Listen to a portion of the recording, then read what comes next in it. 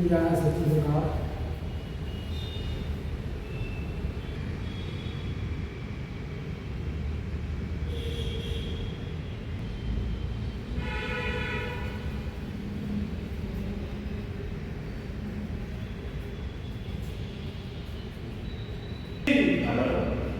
संतराम पिए जी, रजनी वाला जी, रजनी वाला जी, रजनी वाला जी, संतराम पिए जी, संतराम पिए जी।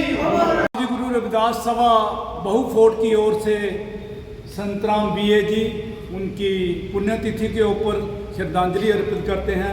और इसी तरह रजनी वाला जी जो कि कश्मीर के अंदर शहीद हुई थी, उन्हीं को आज हम श्री गुरु रविदास सभा बहुफोर्ट की ओर से श्रद्धांजलि अर्पित कर रहे हैं।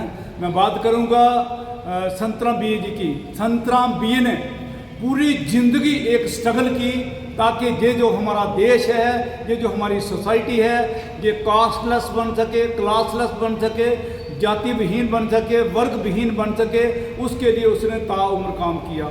और उन्होंने अपने पूरी ज़िंदगी में 101 साल वो इनकी ज़िंदगी वो जिए और उन्होंने 101 से ज़्यादा किताबें लिखी जो कि देश की एकता के ऊपर मुनसर हैं, डिपेंड करती हैं। और इसी के साथ उन्होंने बहुत सा लिटरेचर लिखा, बहुत बड़े के जर्नलिस्ट थे, एजुकेशनिस्ट थे। और उन्होंने एक जात पात तोड़ मंडल जो कि है 1922 में बनाया ताकि जात को तोड़ा जा सके। ये पूरा जो देश है, हम सभी भारतीय हैं। उन्होंने एक मुहिम चलाई थी कि स्कूलों के अंदर, कॉलेजों के अंदर, यूनिवर्सिटियों के अंदर हमें जो जात वाला जो कानून है वो हमें हटा देना चाहिए ताकि पूरे देश के अंदर एकता हो, हम सभी भारतीय हों। इस बात को उन्होंने बहुत जोर दिया और वो बड़ी गम के साथ ये कोई लाइन कहा करते थे, वो चला जाऊंगा छोड़कर इस आशाने को, चला जाऊंगा छोड़कर एक दिन इस आशाने को, वफाएं तब याद आएंगी मेरी इस ज़माने को। वो बड़े दुख भरे लहजे से इस बात को कहते थे।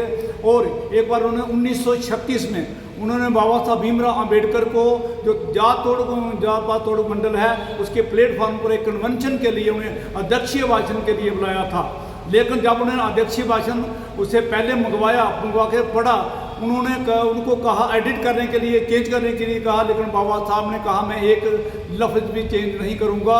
और वो उन्होंने कन्वेंशन तो स्थगित कर दी, लेकिन जो उनका भाषण था, अध्यक्षीय भाषण था, आज वो एक बहुत बड़ी ऐतिहासिक किताब के रूप में सामने आया है जिसे हम कहते हैं जात पात का विनाश, एनिहिलेशन ऑफ कास्ट। वो क्या है, उनकी प्रेरणा से बनी हुई है। तो आज हम इनको वो दोनों महान हस्तियों को, रजनीवाला जी को और संतराम बीए जी को, जिनकी अजीम कहानियों से हम छत छत नमन करते हैं। और हमें प्रेरणा लेनी चाहिए इन महापुरुषों से। जय भीम, जय भारत।